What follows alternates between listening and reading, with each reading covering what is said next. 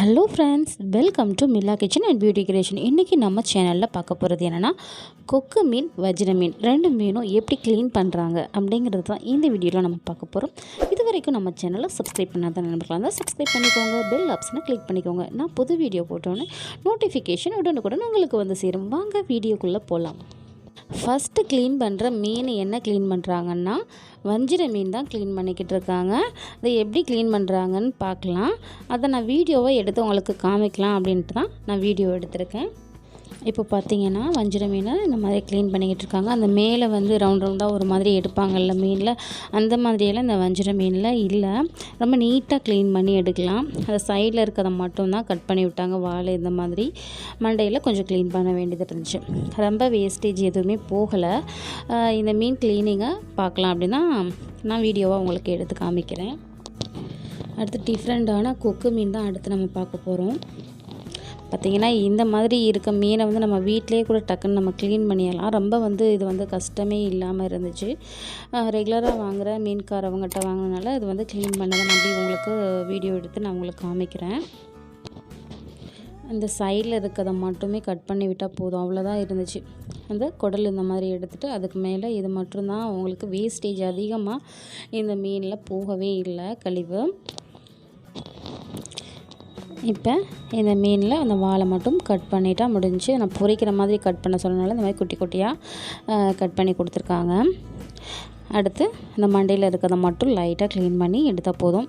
அதையும் கொஞ்சம் கட் பண்ணி எடுத்துட்டாங்க. இவ்வளோ தான் முடிஞ்சு வஞ்சிர மீனோட க்ளீனிங் முறை. அடுத்து நம்ம கொக்கு மீன் எப்படி க்ளீன் பண்ணுறாங்க அப்படிங்கிறத நம்ம பார்ப்போம். பாருங்கள், அந்த மீனோட வாய் வந்து எவ்வளோ ஊசியாக கொக்குவோட வாய் இருக்கு இல்லையா, அந்த மாதிரி டிஃப்ரெண்ட்டாக எப்படி இருக்குது. நான் இப்போ தான் ஃபஸ்ட் டைம் பார்த்தேன். தான் அந்த வீடியோவை எடுத்துடலாம் அப்படின்னு எடுத்து. வாய் பாருங்கள் எப்படி இருக்குன்னு, கொத்துனா அவ்வளோ கஷ்டமாக பார்க்கவே ஒரு மாதிரி இருக்குது கொக்கு மீன் அப்படின்னு சொல்லிட்டு. இதோட மீனோட டேஸ்ட்டும் நல்லா தான் இருந்துச்சு. இதுலேயுமே பார்த்திங்கன்னா ரொம்ப செதில் லைட்டாக மட்டும்தான் இந்த மாதிரி சுரண்டி தான் விட்டாங்க.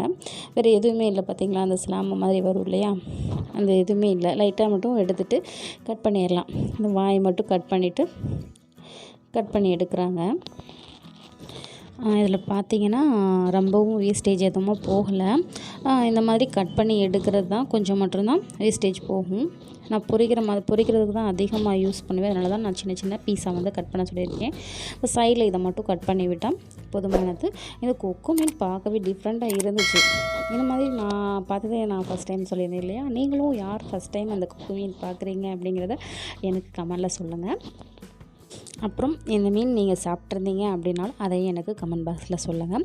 டேஸ்ட்டாக தான் இருந்துச்சு. வஞ்சிர மீன் அண்ட் கொக்கு மீன் நீங்கள் சாப்பிட்ருந்தீங்க அப்படின்னாலும் எனக்கு கமெண்டில் சொல்லுங்கள்.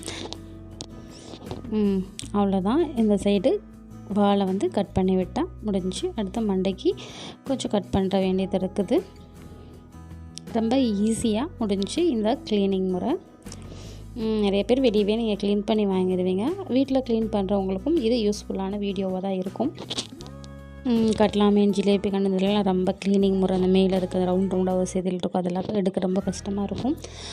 இந்த மாதிரி மீன் வாங்கினா, ஆனால் இந்த மீனோட ரேட் வந்து கொஞ்சம் காஸ்ட்லியாக இருக்கும். 1 கிலோ 500, 1000 அப்படின்னு வரும்.